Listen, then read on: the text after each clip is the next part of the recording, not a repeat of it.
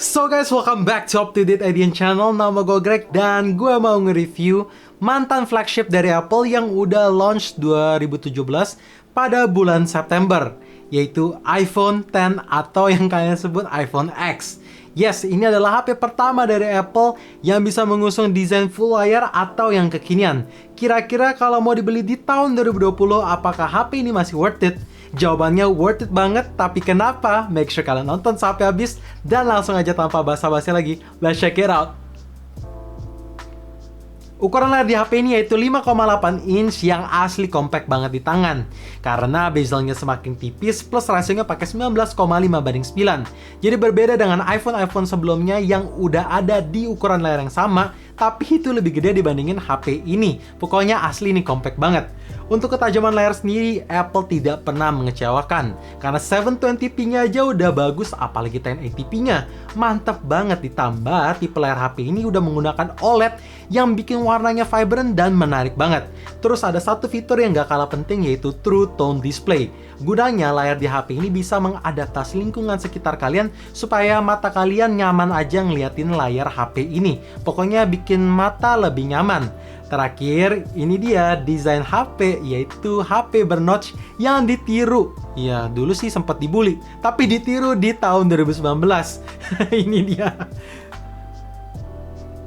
Belakang back covernya udah pakai kaca asli yang pada saat itu diklaim adalah the world's strongest glass. Tapi ya berbeda sekarang, itu diklaim sama iPhone 11 terbaru. Tapi intinya udah kuat. Ditambah framenya udah pakai stainless steel. Jadi lebih kuat dibanding aluminium yang biasa kita temuin di iPhone sebelumnya. Pokoknya lebih premium lagi. Walaupun bahan material body di HP ini menggunakan stainless steel dan kaca asli, tapi nggak berat-berat amat kok. Berat HP ini cuma 175 gram yang masih oke lah. Dan untuk desain sendiri, ya Apple sendiri terkenal dengan simplicity dan minimalis. Jadi nggak ada warna desain bergradasi ataupun yang aneh-aneh ya. Simple aja. Nah, karena ini adalah HP mantan flagship, otomatis fitur IP67 Water and Dust Resistant tersedia juga. Yang kalau misalkan HP kalian kecemplung di kedalaman 1 meter selama 30 menit, ya harusnya oke dan fine-fine aja. Tapi ingat, jangan dilakukan secara sengaja. Karena warranty akan void dan nanti kalau kena mainboard, ya susah, mesti ganti semuanya. Beli iPhone baru itu jadinya. Jadi dengan adanya fitur ini supaya buat memprevent hal-hal yang tidak diinginkan terjadi. Kayak misalkan kalian mesti angkat telepon di kondisi hujan, ya itu masih bisa. Terus nggak sengaja ketumpahan air, ya itu masih bisa. Intinya tapi jangan dilakukan secara sengaja aja. Chipset di HP ini menggunakan Apple A11 Bionic chip dengan sistem fabrikasinya dibuat 10 nanometer. Yang kalau ditesin pakai Antutu score masih tinggi banget. Dan tentunya bisa diandalkan banget performance in real life-nya. Kayak gue ngetesin pakai game PUBG, bisa dapat setting grafik di HDR dengan frame rate ultra yang sangat playable dan lancar, terus grafiknya tajam juga. Konsistensi FPS bagus, multitouch tidak ada sama sekali, dan delay-nya itu kayak nggak berasa banget lah. Apalagi gyroskopnya juga lancar banget, pokoknya gua nggak ada komplain. Intinya, Apple A11 Bionic chip ini masih sangat bisa diandalkan untuk beberapa tahun ke depan. Pas HP ini pertama kali keluar, softwarenya itu run di iOS 11. Dan pas video ini dibuat, softwarenya run di iOS 13.4 terbaru. Jadi fitur dark mode ada, Memoji dan Animoji yang lebih lengkap, Apple Arcade, performance yang lebih cepat, pokoknya semua udah ada. Dan kalau ngomongin iOS sendiri, sebenarnya iOS itu tampilan antara muka yang simple, minimalis, dan secure juga sekaligus. Tapi secure yang gue maksud di sini bukanlah tidak bisa dihack, melainkan kemungkinan untuk dihack sangatlah kecil karena privacy dan security sangatlah dijaga oleh Apple. Dan bahkan HP ini pun juga masih bisa terima update software major sampai iOS 15 atau ya 2 tahun lagi dari sekarang. Intinya lifespan-nya sih bisa terjaga karena kalau gue lihat timeline yang udah ada kayak iPhone sebelumnya itu bisa dapat 4 kali software update. 5 kali sih baru so far di iPhone 5s saja. Tapi intinya lama lah lifespan-nya. Kamera belakang di HP ini menggunakan dual setup kamera yang primary lens-nya menggunakan resolusi 12 megapiksel plus 12 megapiksel telefoto yang bisa melakukan digital zoom sampai 10 kali. Dan masing-masing lensa udah dilengkapi oleh OIS atau Optic Image Stabilization. Nice! Dan untuk hasil foto di kondisi daylight sendiri gue nggak ada komplain, karena warnanya udah natural, detail ngangkat, dynamic range bagus. Pokoknya so far Apple tidak mengecewakan untuk kondisi di daylight-nya menurut gue. Sedangkan untuk low light masih oke, warna ngangkat, detail ngangkat, tapi begitu udah cahayanya super minim barulah noise-nya berasa. Kalau mau dibandingin sama flagship zaman sekarang pun juga ya low light-nya sih kalah sih.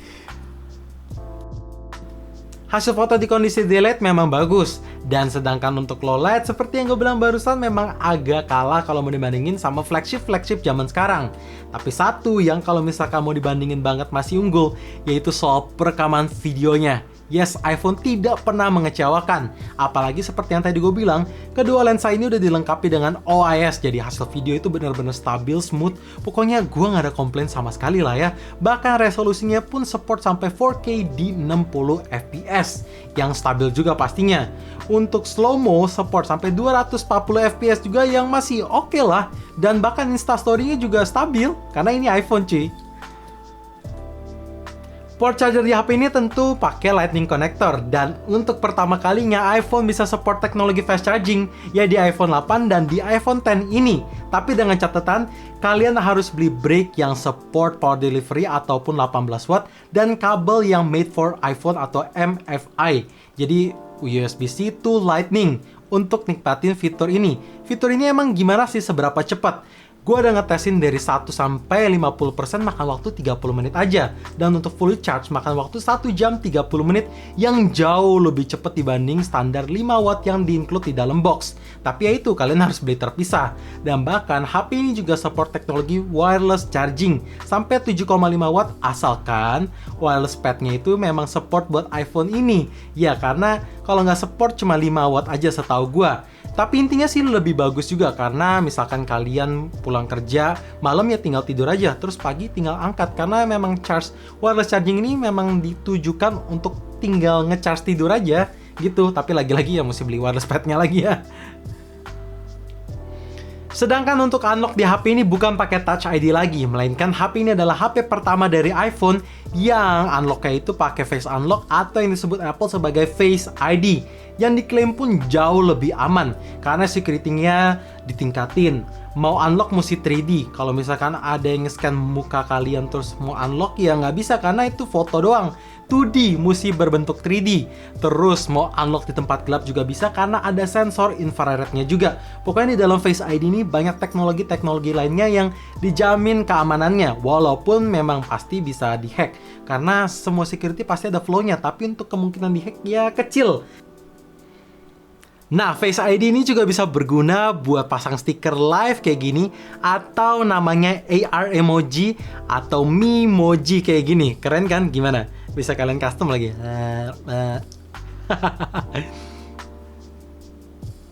Dan untuk speakernya udah menggunakan sistem stereo speaker, atau ada tersedia 2 speaker, satu di bagian earpiece dan satu lagi di bagian bawah, yang overall kualitas suaranya menurut gua bagus, pakai banget. Karena suaranya balance, bass berasa, treble berasa, dan suaranya juga udah kenceng. Tapi kalau mau dibandingin sama flagship tahun lalu sih memang kalah kenceng, tapi at least HP ini speakernya bagus banget. Berikut ini dia live test di volume 100%, gua langsung play ya.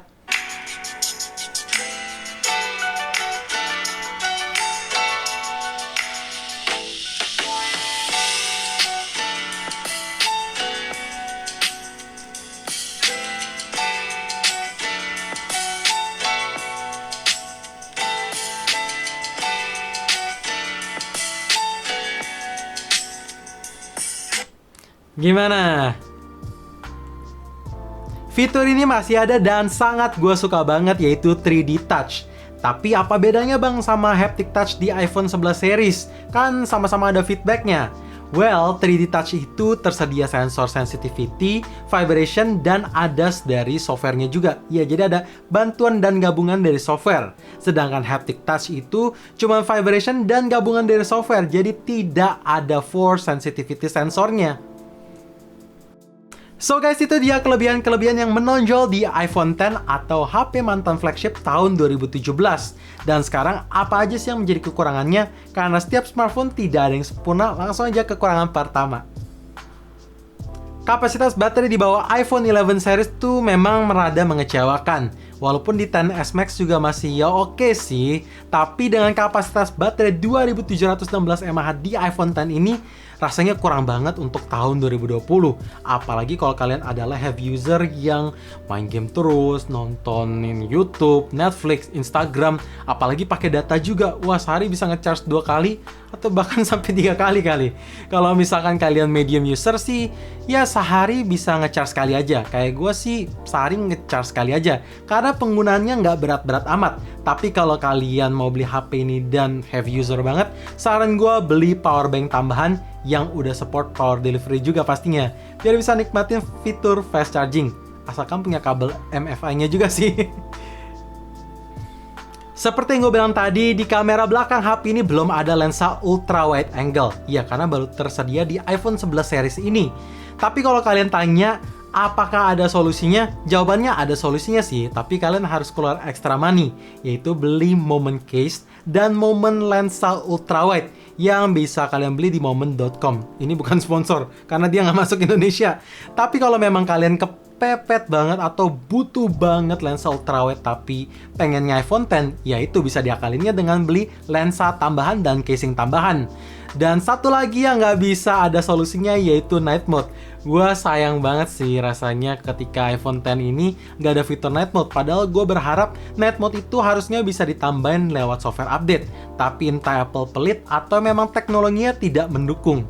Hanya Apple yang tahu. Kalau emang kalian mau beli iPhone apapun, ada satu yang harus wajib banget diperhatikan dan dikalkulasikan, yaitu soal storage-nya. Karena seperti yang sama-sama kita tahu, kalau iPhone tuh nggak bisa di-expand storage-nya. Jadi kalian, saran gue gini, ngecekin aja kapasitas sekarang yang tersisa di HP kalian tuh berapa.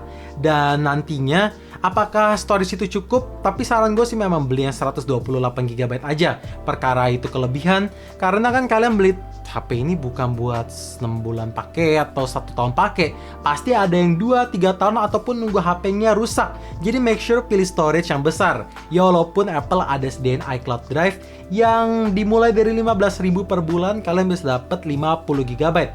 Tapi alangkah baiknya ketika punya storage yang berupa fisik. Satu lagi yang perlu kalian ketahui, yaitu port jack 3.5 sudah tidak ada di HP ini. Ya sebenarnya udah dari iPhone 7 sih, jadi kalian harus siap masuk ke dunia wireless.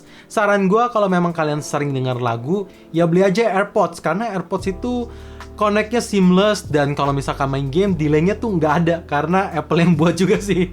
Jadi latency-nya tuh nggak berasa banget.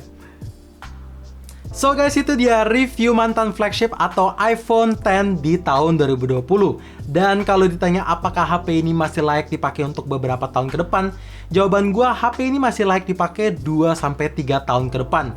Jadi kalau misalkan kalian mau beli sekarang di harga 7 jutaan, ya jelas worth it. Dan gue mau ngucapin terima kasih buat Gearshop yang udah pinjemin HP ini. Dan nantinya HP ini akan dijual juga. Langsung aja mampir, link di deskripsi. Siapa duluan dia yang dapat, karena ini unit cuman satu aja. So thank you for watching, jangan lupa like dan subscribe channel ini, sekaligus nyalain notifikasinya juga supaya kalian tahu kapan video baru diupload.